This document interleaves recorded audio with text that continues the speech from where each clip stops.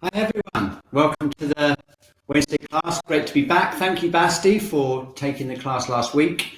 I really appreciate that. I had a week off. I'm just going to say hi in the chat to everyone. So Basti's going to be looking after the chat today. And so if you've got any questions as we go along, then just pop them in the chat and he'll sort it out. Okay, hi to Sally and Liz and James and Sabina and Sally and everyone else who's coming in. Okay, great. We're going to go straight into thinking about we've got, well, first of all, it's the week of Cat's Kitchen tonight. Hooray! A massive roar goes up across Europe. We're really looking forward to that. Cat has made herself a real celebrity, by the way. She's actually getting stopped in the streets now. You're Cat from Cat's Kitchen, aren't you? I love your show, which has been so much fun. And she's got a video all prepared. I can't wait to see it later on. So I'm going to play that. So there's no point of the week this week. But there'll be point of the week. We'll be back next week. Okay, so I'm going to put up the slides. I'm just going to think a little bit about which zone you think you're in, okay? Because this has shifted a bit with the way the whole coronavirus has played out. So let's find out which zone you're in. Take a look at this chart. Do you feel you're nicely in the green zone? Or do you think your nervous system has been activated? Do you think you're more in the red zone there? Or this is something we really want to avoid, is getting up into that blue zone when everything starts to shut down. So just take a quick look at that chart. I'm going to run the poll. Which zone do you think you're in? And you may find you're in a combination. So you might find you're in a combination between the red and the green. That's not really so much of a problem.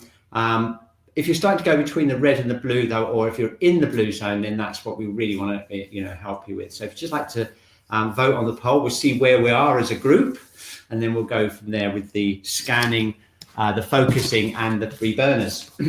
Okay, so what have we got?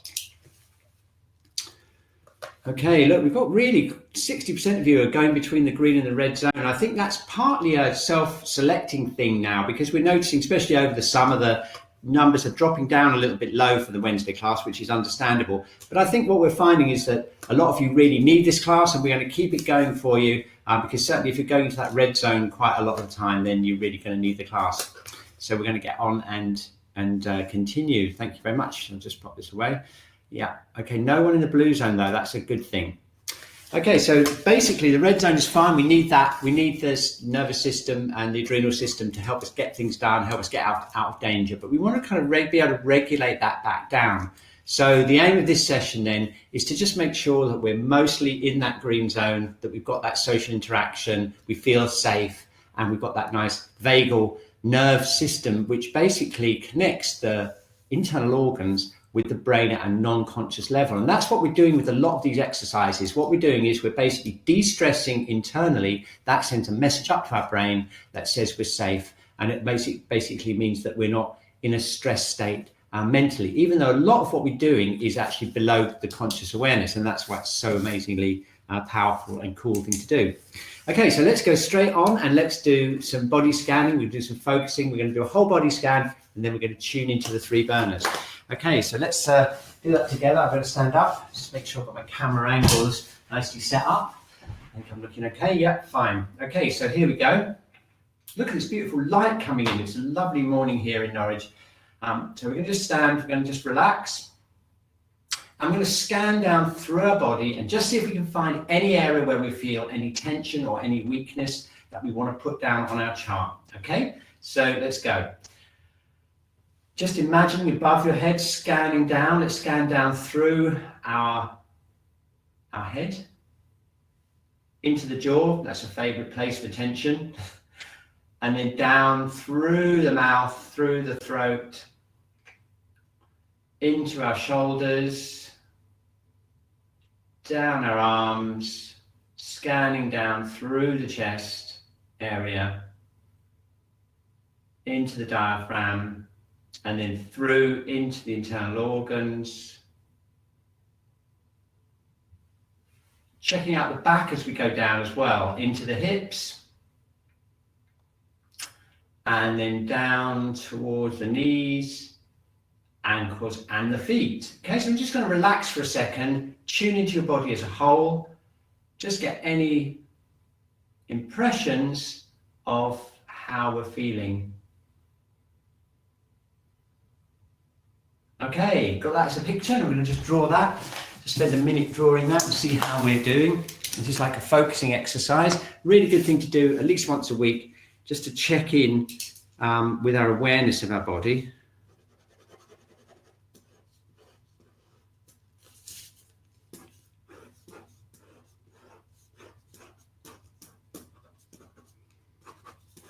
Okay, so why don't we focus on where we're going to work now, because I've got some special requests today. I think I've got a poll somewhere which is like, whereabouts would you like, yeah, that's it. Where in the body do you feel the block or weakness you'd like to work with? And I've got some various different options there. So let's run that poll and see. So is it more in the head, neck and shoulders? Is it down your arms? Is it inside or the upper body? That includes the shoulders, inside the lower body, or more down like in the torso, the hips or the legs, so more the outside of the body. Let's just see what we've got. And look at this. This happened, the same thing happened last time we ran this poll, didn't it? Look, we've got a massive majority of you with head, neck and shoulders. So we've got to really make sure that we work those at the end, all the way through the session, but particularly at the end, to clear those yang channels. Particularly if you start going into the red zone, nervous system activates, we get into that fight and flight, tension in the jaw, tension in the shoulders, energy goes up, that does it. We've got a lot of inside upper body as well. So let's do the 3 burner scan and see how that pans out. And we're really starting to build up a picture now. Bit of a red zone tendency, tend to be up in the upper body or inside the upper body. So let's find out what's happening in the 3 heater zones. And I'm just going to do my 3 heater chart here. And I'm going to do it standing up today. Just feel like standing up a bit. You can do it sitting down as well. It's up to you.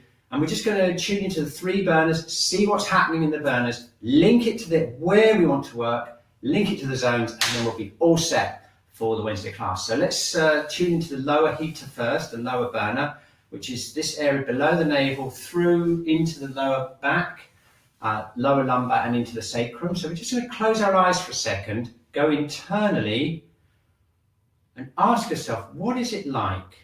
What is that area like? Don't forget to go right back into the sacrum as well as right down to the pelvic floor.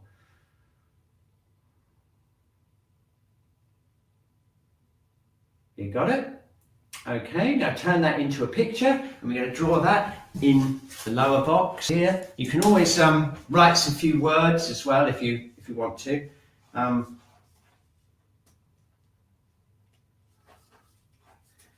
Just to remind you, so I'm just going to do a quick sketch there. Got it? Okay, fantastic. And now we're going to go into the middle burner. So we're going up into this below the diaphragm. So that's from here, from around the diaphragm, make a line across the navel. So you've got this area, that obviously goes into the lower thoracic spine. So let's just tune into that. We're going to close our eyes again just for a moment. Let's tune in to that feeling in the middle burner. What is it like? Got it? Okay, so we're going to draw that in the middle burner section. And if you've been doing these classes regularly, it's really good to think back and see how you've changed, how your energy's changed over the weeks and months that we've been doing it. Okay, so here we go. Excellent. Got it? Right. And so now finally the upper burner. And I've got a feeling we're going to get a few of those by the location question that we did just now. So let's just go into that upper burner. Again, we're just going to be standing. Okay, and we're going to just relax. Tuning into that upper burner, which is above the diaphragm, all the way into the upper thoracic spine, into the lungs. Okay, all that whole area, the heart. What is it like?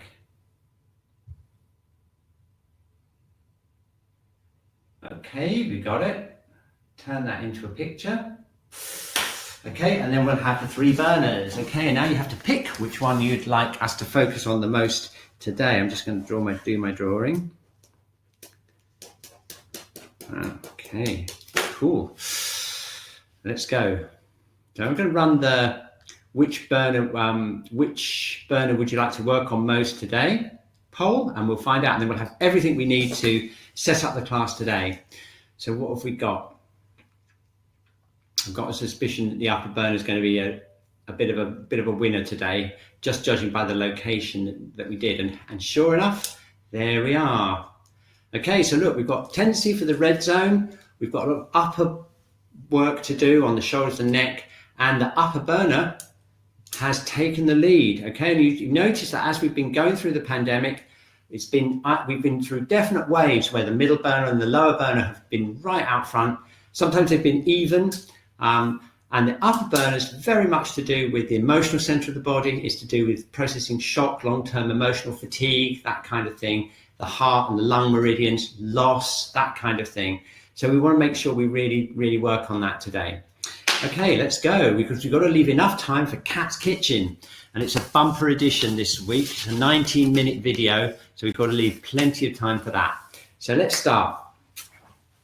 Okay, now even though we've got a lot going on in the upper body and we've got a lot of upper burner issues going on there, we are going to start by grounding and connecting, and that's the important thing about whole yin-yang balance. So let's start off by doing some shaking. What we're going to do is we're going to deactivate that red zone by shaking out any tension in the upper body, and we're going to try and drop that down and release it out down through our hands and feet. Okay, so here we go. It's a bit hot, so I'm not going to shake too hard today. Feet shoulder width apart. Okay, and imagining your head floating up. Imagine the sacrum hanging down.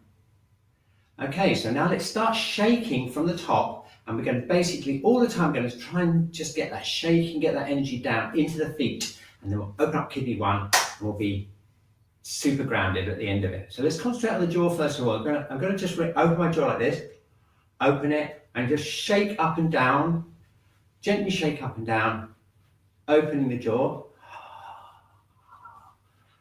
Okay, at the moment we're focusing in on the jaw,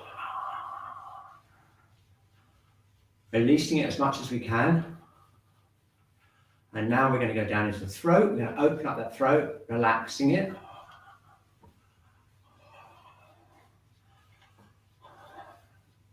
Okay, and then we go down into the shoulders, and we're going to try and connect up the jaw, the neck, and the shoulders. There's some very important yang channels that run through from the head, face, and head down into the shoulders.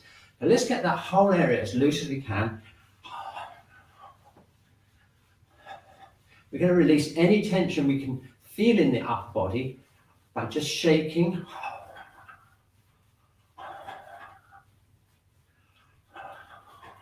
Good. Okay, let's go a little bit more. Very good. Okay, so now what we're going to do is do some shoulder squeezes. Okay, so we're going to bring the shoulders up, breathe in. As high as you can, tighten them up as much as you can, and then breathe out and release. Got it? Okay, and again, breathe in. Very good. Breathe in. Breathe out. Okay, now a bit more shaking. Okay, notice the shaking's a little bit easier now we did that releasing, tightening, releasing exercise. We're going to repeat that 3 times, and then once we've really loosened up the energy in the upper body, we're going to shake it down into the hands and the feet. Are you ready? Okay, so once again, breathing in. Very good. Breathing in. Breathing in. And breathing out, relaxing. Okay, now shaking again. Notice a little bit easier again, shoulder a little bit lower, a little bit easier. Starting to already start to flow out into the arms and the legs. You notice that? That's because we're opening it up so much. So let's just do it one more time. All right, all together, breathing in.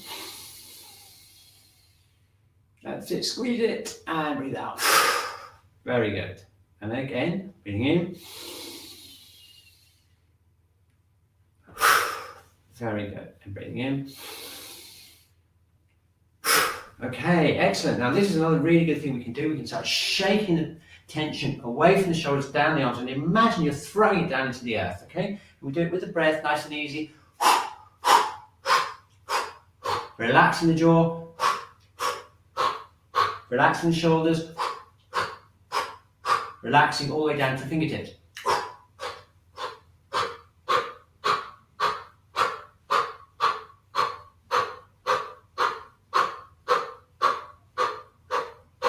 Very good. Okay, excellent. Feel that Qi going down into the hands? Fantastic. Okay, so now, next step. Let's get that Qi shaking down all the way down, right down to the feet and then right down into the earth. Okay, so we've loosened it up really well. We're just going to rotate the shoulders a little bit, front and back, and then back and front. So I'm just rotating like this.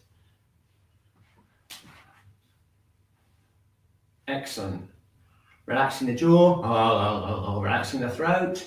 Okay, so now we're going to shake, and we're going to shake that tension down and expel it through into the floor. So let's just relax the upper burner, relaxing the whole rib cage, shaking it down from the shoulders to the neck, into the chest cavity now, opening up the thoracic spine, stretching the sternoclavicular joint and the joint between the ribs and the sternum, so we're kind of opening that up.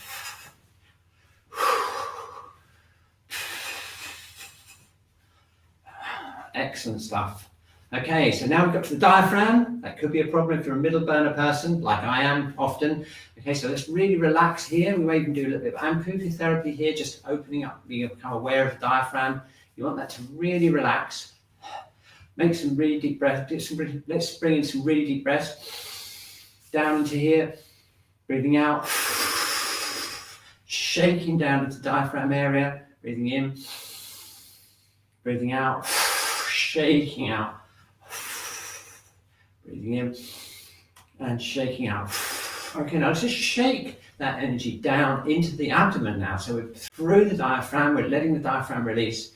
We're getting down into the middle burner now, releasing the middle burner, keeping the jaw relaxed, keeping the shoulder relaxed, and now down into the lower burner. Get those hips really released, and shake the legs out. Shaking down into the knees. And then into the ankles and the feet. Okay, excellent. Very good.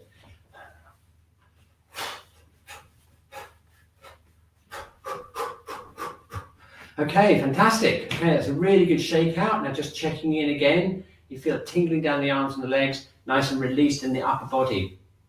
Okay, so now we're going to do our favourite point. Well, it's my favourite point anyway, I don't know about you, which is kidney 1. And the reason for that, just get my chair, is because basically what can happen is if we've got problems like headaches, tension in the neck, tension in the jaw and stuff like that, obviously we're going to do local work on it, releasing it. But in Shiatsu and acupuncture, we often use what's called distal points. And what are distal points? Distal points are points that are distant from the place. And so basically we're talking about the feet and the hands mainly. And they can be really effective for treating the other end of the channel. And then we've experienced that many times on these classes, and my week wouldn't be complete without kidney 1 activation, because if we activate this point, we're going to directly affect the head. We're going to increase the amount of yin coming into the body, and that's really important when you start going into the red zone, because the red zone is basically a yang state.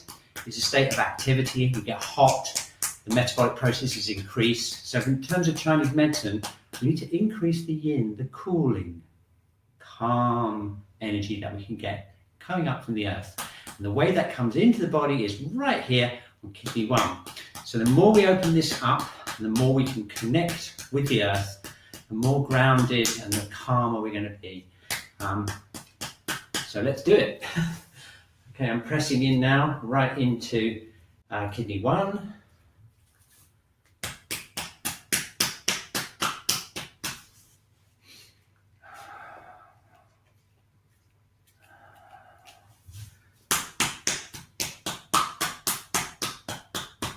Quite enough, just need a little bit more opening here, stretching out, stretching my foot out, opening it up, digging right into kidney 1, And at the same time, I'm opening up the metatarsals here. This is the liver channel. I'm working here, right down between the first and the second toe here.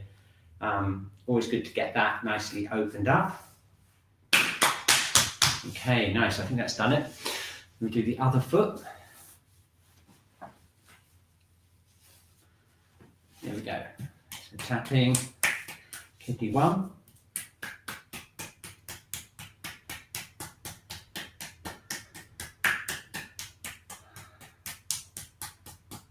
Okay, opening up, pressing into the foot with the fingertips.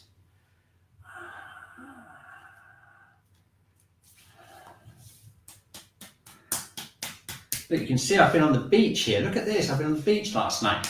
That's why my feet have got all the sand and everything from the beach still there. I should have made sure I washed my feet before I started the class. Look at that. That's the summer for you. Here we go. Tapping away, opening it up.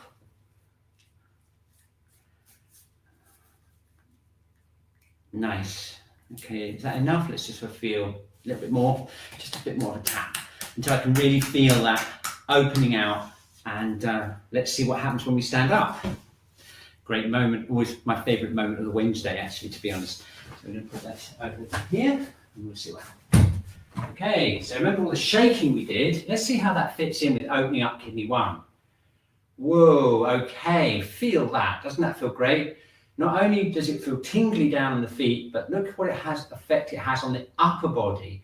There's so much more space here now.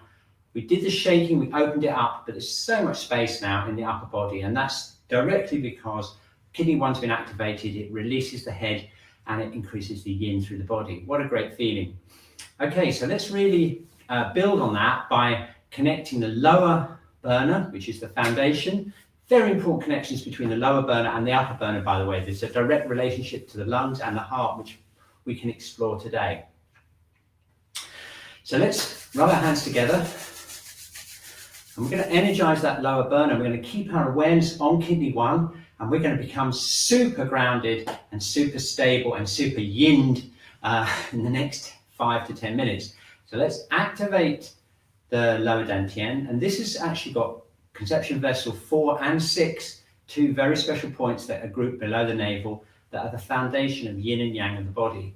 So we're going to stimulate those points, and at the same time, we're going to emphasize the connection through kidney 1. So I'm opening up kidney 1, bringing my attention down into my feet, and imagining it like a root connecting down into the earth through kidney 1. Okay? So that's stage 1 of stage 1 of mega connecting our yin. And the next stage is the breath, because what we want to do with the breath is we want to deregulate down from the red zone by using the out breath. And this is the connection with the vagal nerve. Basically, the in breath is connected to the sympathetic nervous system, and the out breath is connected to the parasympathetic. So if we emphasize the out breath and we make it stronger and longer, it will deregulate, it will be guaranteed to deregulate us from the red zone back down into the green zone. Okay, so let's do that while we're stimulating these really important points, while we've got kidney 1 open. And it's something like this. We're going to take a nice easy breath in. We're going to relax the diaphragm in the upper body, and we're going to get the breath down into the lower dantian as much as we can, or down into the lower burner, okay? We're going to hold it there for a second, and we're going to feel that breath collecting right through into the back, just using our imagination. And then we're going to do a very long and emphasized out breath. Here we go.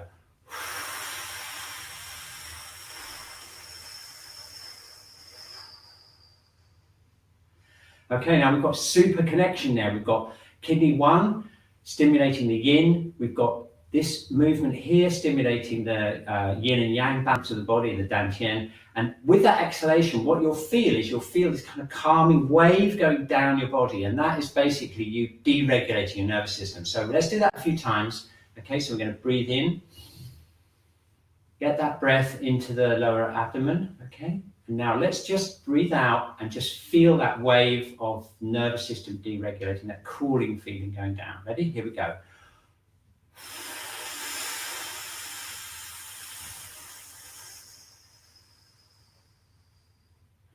That's it, okay? Now you can emphasize that and you can even exaggerate and bring more power to it by consciously relaxing our jaw, relaxing our facial muscles, smiling and releasing the upper body down as we do it, because the smiling is directly related to the vagal nerve. Okay, so let's try it next time. This time we're going to breathe out, nice long exhalation. We're going to put a little bit of a smile in there and see what happens. Ready? Okay, so breathing in. Don't forget kidney one. Let's get that kidney one opened up. Let's keep it nice and easy. Egg under the armpit, keeping the arms relaxed. Long, nice breath in.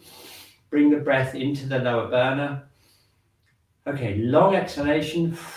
Smiling, relaxing the jaw, relaxing the throat, relaxing the shoulders. Okay, you feel that calming wave going down. That's the vagal nerve directly linked to the breath. Awesome, absolutely awesome. Okay, so now let's go up to the middle burner. Okay, I'm feeling nice and stable now. Can't actually move my leg, it's completely stuck through my root. Oh, my root through into the earth. Nicely yin connected, nice even breathing, released upper body. So let's just check out the middle burner. Let's do a nice easy swing for the middle burner. And then we'll get straight onto the upper burner. So what I'm doing is I'm rotating like this, and I'm using that as a way of releasing the liver and gallbladder. And we'll do some doing on the channels in a moment. So let's keep that spine nice and steadily connected. We've got that imaginary golden thread connecting us to the sky. And we're just turning nice and easily. We're keeping our hips quite straight forward because we don't want to turn too much, because what we want to do is we want to get the waist turned like that. Yeah?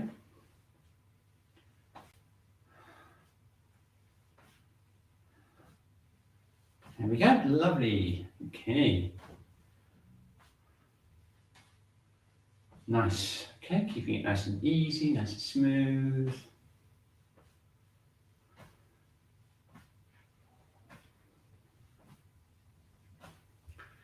Okay, good. Okay, excellent. So let's just do a little bit of doing now just to get that middle burner nice and activated. We'll just do a circuit. Why don't we do a circuit round all of the middle burner meridians? Okay, so follow me just for a change. We're going to go earth, wood, earth, wood. Okay, so here we go. We're going to go stomach channel, connecting with the middle burner. I'm going to go down the stomach channel. That's the front outside of the legs.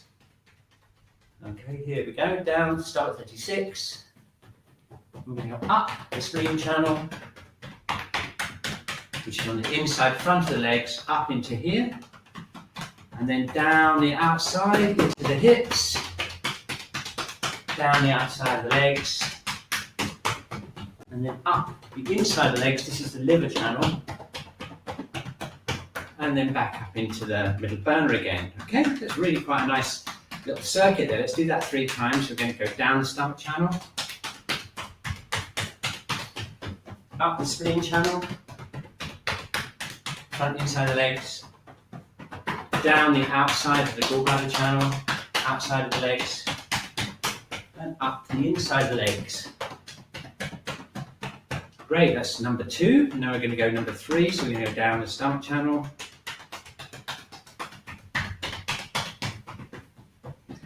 up the spleen, down the gallbladder, and up the liver. Okay, cool. Okay, shaking out. Okay, that's a little bit of a meridian middle burner workout. So let's just do a little twist now and just see whether that's made any difference to our twisting. How about that? Nice and smooth, really smooth. Okay, so that's the middle burner. And so let's get on to the upper burner, which was voted the most popular burner of the week this week. Okay, which means that probably there's got some kind of emotional stuff going on there. It could be some grief, it could be emotional shock, or maybe just long-term emotional fatigue. And we're getting a lot of that in the clinic at the moment. I've been working the heart protector meridian here a lot of times. And the classic thing is it kind of stiffens up. It often stiffens up on one side, and you get this kind of obstruction in the upper body, breathlessness, and just kind of feeling that you're kind of like on the verge of panic a lot of the time. And so we really want to fix that and get that moving. We don't really like that. Okay, so a good way to do it is to use the heart protector channel and the lung channel to do that. So let's start off with the heart protector channel, the pericardium channel. And we're going to just do this with breathe in, breathe out. I'm going to go back out like this. And we're going to stretch it open. And we're stretching open from the upper chest out into the arms, into the middle of the arms. We can just do that 3 times, breathing in, breathing out. You'll feel a connection all the way through the middle of the inside of the arms, deep into the chest. That's the pericardium channel. And reacts really well to doing because it basically often gets obstructed. So let's just breathe in again, breathe out. Very good. Okay, I'll just show you how to do this. We're going to aim down towards the center finger here. And you want to be nice and gentle with yourself, but at the same time, you want to really get rid of any obstruction here. If you feel it's like tense and rather like blocked, we can just do that by nice, easy tapping.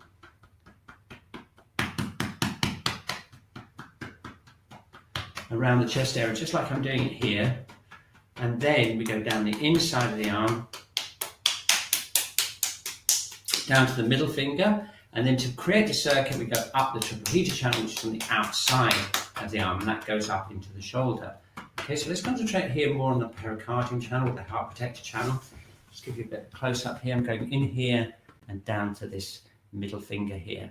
Okay, and it's the channel runs right down the middle of the hand, of the arm, right down into the hand. And we've got some fantastic points right here, Palace of Anxiety, which we've done earlier on, which is just right, not quite in the center of the palm, just around here. And if you want to just hold that and relax, feel the connection up your arm into the chest. If you need this point, you're going to feel it reacting and you'll feel it opening up this area here. It's a terrific point, Palace of Anxiety. And to finish the channel off, it's a good idea to squeeze down the middle finger like this to the middle finger and then brushing off. Yeah, you got it. Okay, so let's do the other side now. We're going to do the same sort of thing. We're going into this area here, tapping, and we're going to go right down into the inside of the arm. So let's go through here, down the inside of the arm.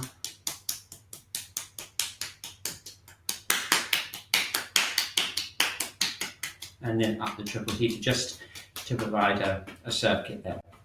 Okay. So let's just get this area really open down.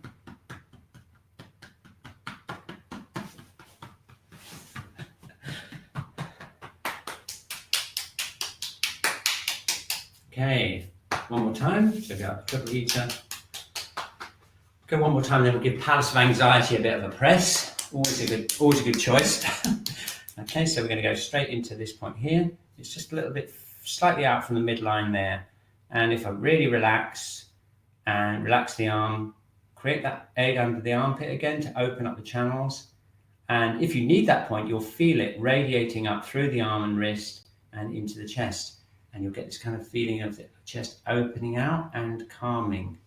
Okay, got it? Okay, so let's just test that stretch again and see whether that's changed. So we're bringing our hands like this and we're opening them up and then tuning in to the chest. Isn't that easy? My arms are going back about another 10 centimeters. Okay, so that shows we've opened up that channel, really important. And of course, the upper heater, as much as any of the other heaters, really responds to the breathing as well. So why don't we do some extended parasympathetic breathing, and we're going to hold Palace of Anxiety while we do it. This is for those of you who are in the red zone, got a lot of upper heater stuff going on, maybe feeling a little bit panicky and a little bit nervous. This is something you can do during the week without doing the whole exercise class. Just literally like takes 2 minutes and it will switch your nervous system around. Okay, so let's try it. And we're just going to do it with the breathing. We're going to open up kidney 1, really important to get that yin connection. So I'm opening up kidney 1 and taking a deep breath in. And I'm focusing now on the upper heater. I'm focusing on the lungs and the heart. Okay, standing with kidney 1, rooted to the spot. Okay, and now let's just see what happens if we do that long exhalation again.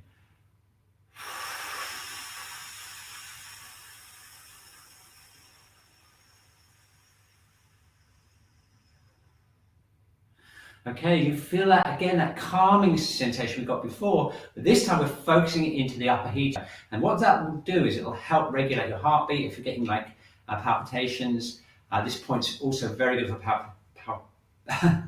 palpitations and irregular heartbeat, and also just raised heartbeat that you get when the sympathetic nervous system is activated. So let's do it another time, breathing in. Okay, opening up that egg under the armpit, connecting kidney 1, long exhalation and calming the upper heater.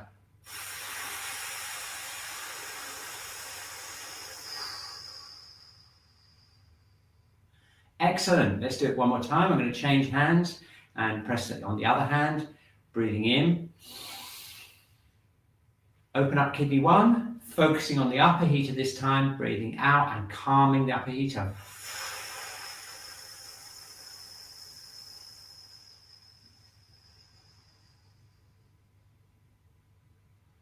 Okay, and do you feel like just at the end of that exhalation, you get a kind of opening and calming feeling, and that is the nervous system deregulating away from the red zone.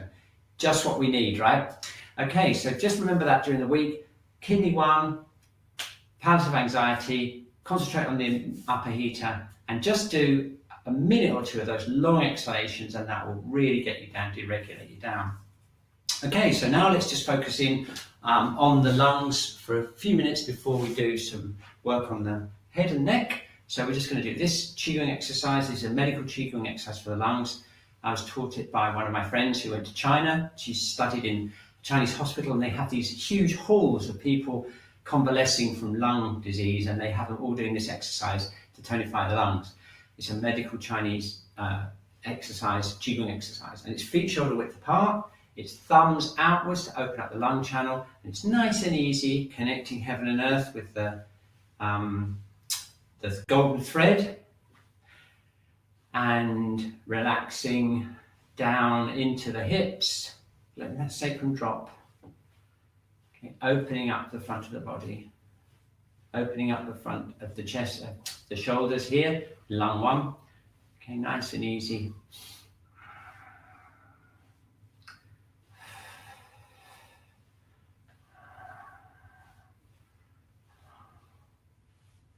Very, very good. Okay, and you can do that up to 200 times if you really need it. If you're feeling more like kind of sad and maybe a little bit, kind of sad, and you need to release the sadness more, then you want really to do this rather than the palliative of anxiety. If you're feeling that heartbeat's increasing, you're feeling kind of stressy, maybe you've had some long-term emotional stress as well, then palliative anxiety and the pericardium is the channel for you, okay? But if it's more of a grief type of thing, kind of letting go thing, then this is an excellent exercise. It takes very little effort, and if you do it for about 200 times, you'll feel this all opening out, and you'll get a nice calm feeling, again, because of the breathing.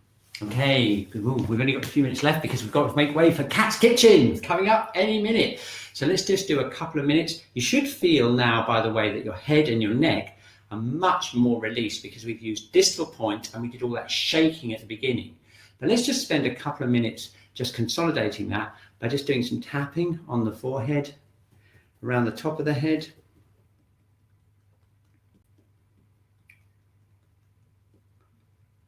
Okay, acupressure on bladder 1. We're just going to gently press in. Pressing around the eyes. And now we're working around the cheekbones, just pressing in gently. Under the cheekbones, we've got some points, nice points here for the sinuses.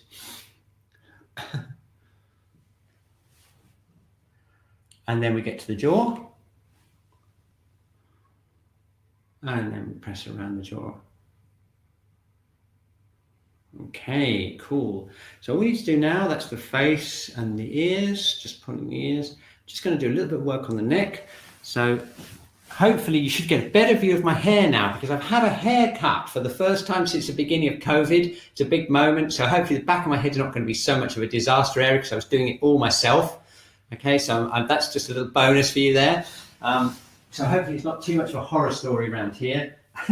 And we're going to press around, we're going to put the heels of the hand in, and we're going to squeeze around here, bladder, gallbladder, Just squeezing down nice and easy. You can press in with the fingertips as well if you want to.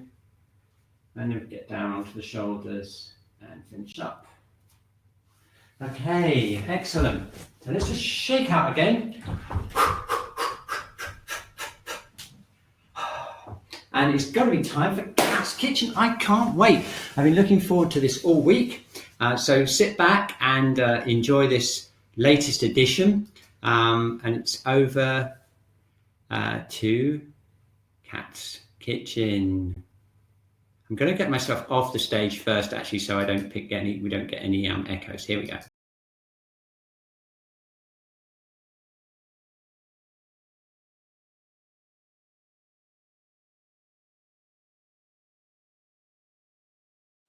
Hello and welcome to Cat's Kitchen.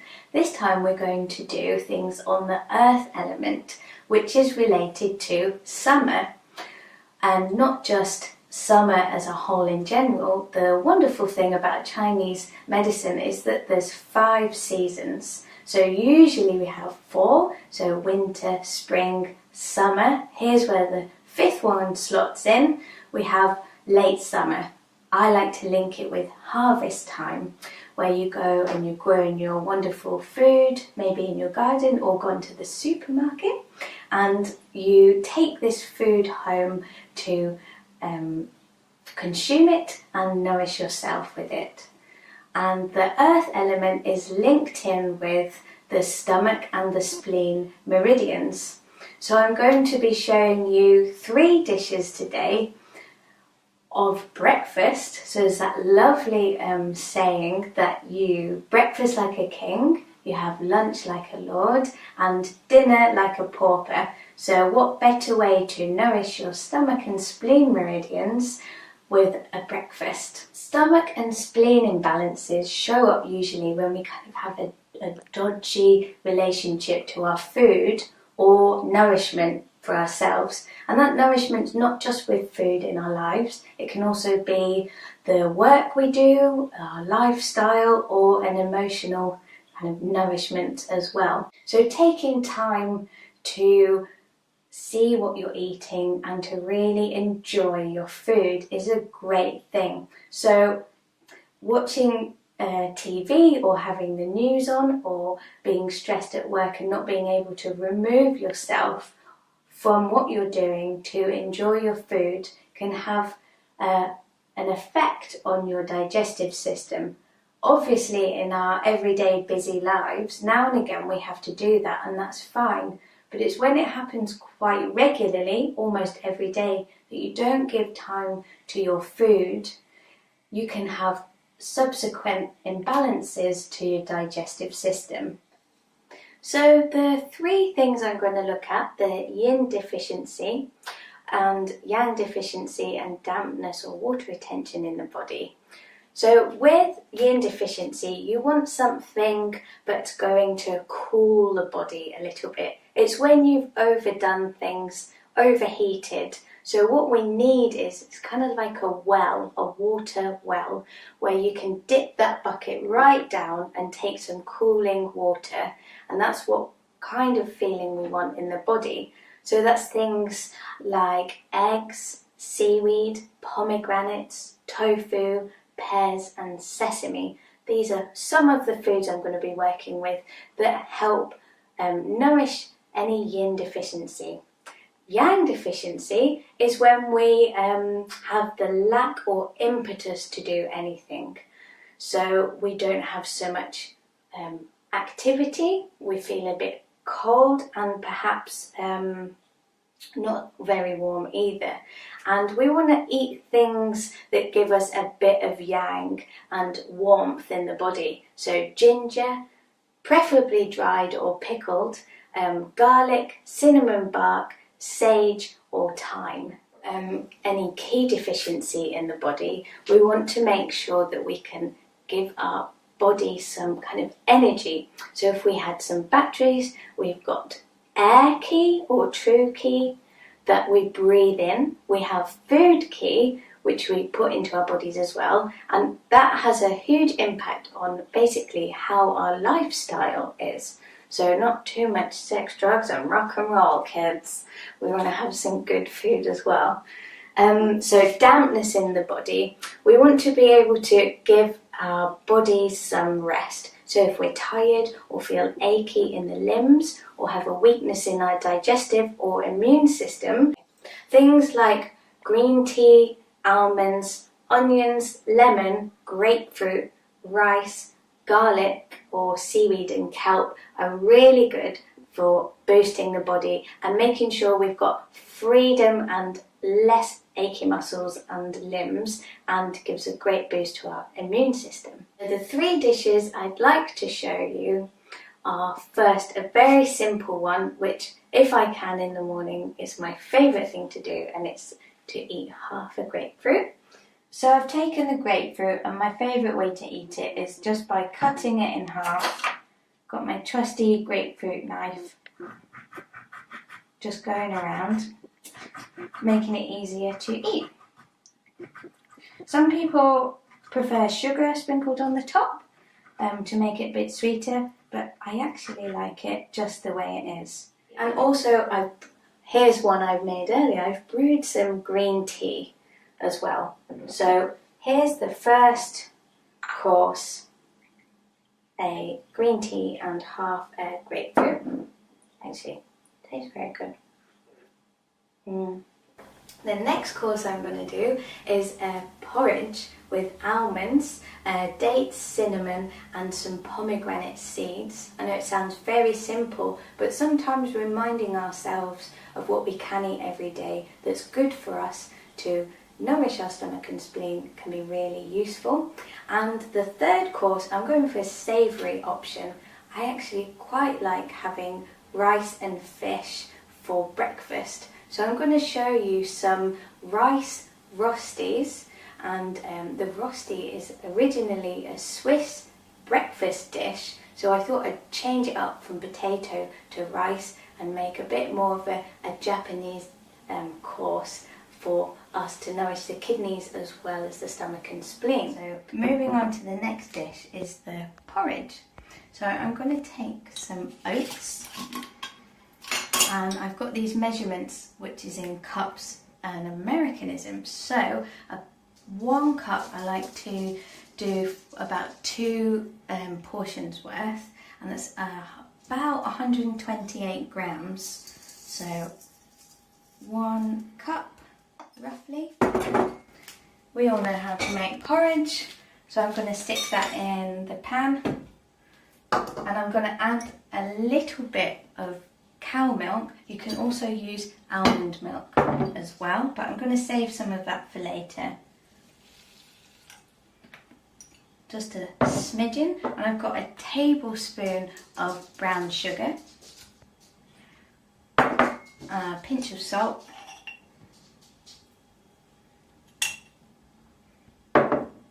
and I've got little pieces of cinnamon bark as well. So I'm going to put roughly 2 tiny bits in like that, but they're big enough to fish out later so you don't chew on them unless you like to do.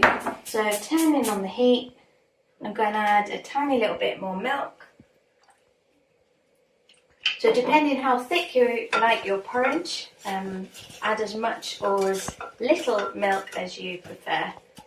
Yes, you can also make this with oat milk, almond milk, or if you want something with no creamy flavour at all, you can go for water too. So I'll leave that to start to cook. And I'm going to go over here and get the dates ready. So I've got some whole dates.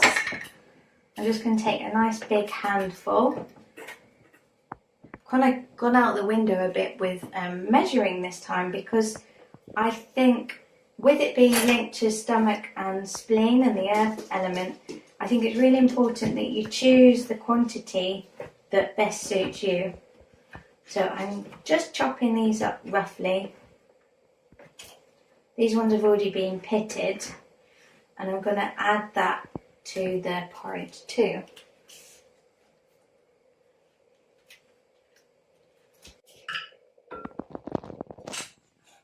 So that's slowly cooking. And And we'll add the pomegranates a little bit later on the top. Pomegranate seeds mainly for flavour and for some nice colour, but the fact that they're really good for you too. So whilst that's doing its thing, let's start getting ready the Japanese rice rosties. So to start with, you're going to take an onion. I'm probably going to use a whole one because I like to use a lot of onion. You can also use half. Have a couple of cloves of garlic. I've got some fresh sage from the garden. You need 1 egg, and I know I've already whisked that. Some sesame seeds, if you can get your hands on them. I've got some green nori sprinkles or some small pieces of seaweed. I've got some pickled ginger to go on the side afterwards because I adore it. I've got ground almonds, just a small amount, and basically we're going to roll the rice in the almonds after being dipped in egg. And just for afterwards, I really think it goes very well with salmon. You can also use trout, smoked trout. Now the great thing about salmon is that it's in food, Chinese food energetics, it's a sweet taste, which links very much with the earth element, and it nourishes your blood and your Qi as well. So if you like fish, give it a whirl. You can also use tofu on the side if you like. So to begin, I'm going to get my rice, which I have already pre-cooked. And it's also great if you've had dinner the night before and you've got some rice leftovers. These rosties are great for using up any bits of rice you've got left over. So I've got the rice here, and I'm going to chop the onion into small cubes. Hopefully I won't cry, they usually make me cry.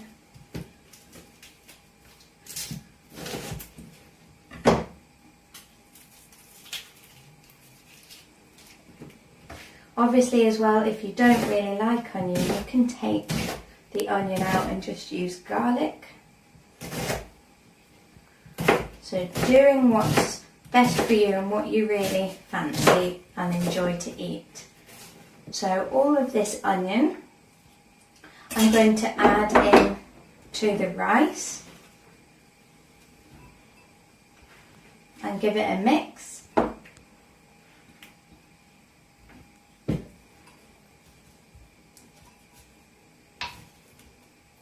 And then I'm going to start preparing the pan, getting the oil nice and hot, and start to cook the garlic.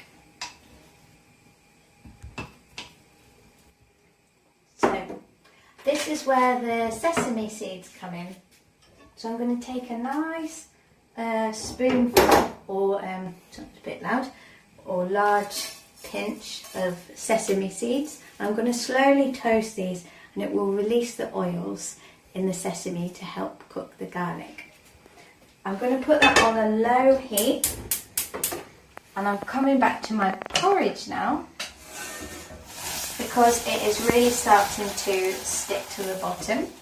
Now I'm going to come to almond milk and add a little bit of that, but I want to save some for afterwards as well.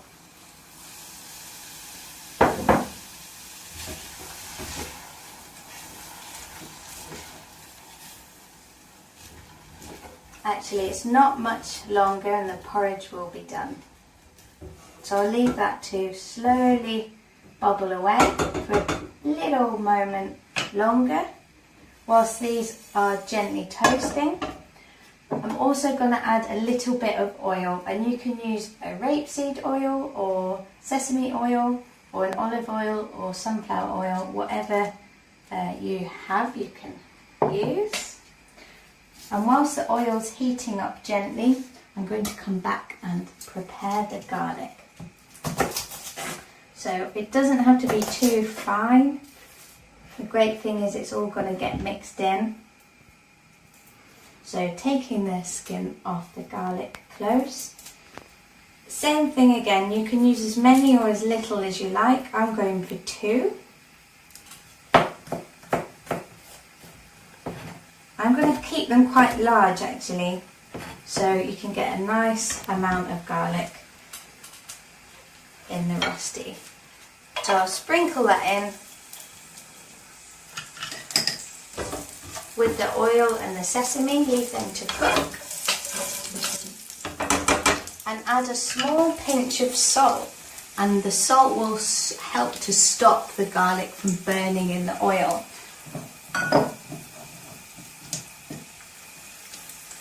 Now whilst they get going, I can see that my porridge is pretty much done, so I'm going to turn the porridge off and leave it there. I'm going to come back to it in a little while. So now our garlic, sesame seeds and oil are warming up really nicely. I'm going to come back to the rice and onions and start to get them into some rosti form. This is the fun bit really. You can start to get involved mixing your hands in with your hands. So I'm going to chop some sage and add that into the rice mix as well. Doesn't have to be too fine. There we are. And add that into the mix as well. So now we take the rice, onion, sage mix and we're going to turn them into rosti cake shapes. And you can make them as big or as small as you like. And don't be afraid to get your hands in there, pressing the rice into some form of ball to begin with. It's easier said than done. I don't think mine want to do it today. There we are. And then into the egg. And then into the almond and nori strip coating. So keep doing this, make as many as you like. Turning them when they need to be cooked on the other side. So they're nice, golden and crispy. So they're slowly getting brown on the outside, and also the sesame seeds getting nicely stuck to them too, which is great. Make them taste amazing. These little rice rostis are done, nice and golden, so I'm going to turn the gas off. Get a plate and place them on. So you can make as many as you like, these tasty treats for breakfast. I guess you could also make them the night before so they're ready for you in the morning. I like to put a squeeze of lemon juice. And then take some pickled ginger, which I absolutely adore. And you can pop as much as you like on the plate with that as well. And then something delicious to nourish the blood is some smoked salmon or trout, or you can have some tofu that you cooked with it too. So that's our savoury dish done. I'm also now going to plate up the porridge, which is nicely firmed up. And my favourite way to eat porridge is with it really firm. Don't forget there's some cinnamon bark in there. And I like to get some almond milk to pour over it to kind of make a moat or a lake round the porridge. And let's not forget our already prepared pomegranate seeds. Same thing again, as much as you like. I like quite a lot, so you can really cover the porridge in the pomegranate seeds. And there we have it. We have an absolute feast, a 3-course meal for your breakfast, the best way to start your day, with grapefruit and green tea, a sweet porridge, and some rice rostis, fish and ginger. I hope you enjoy.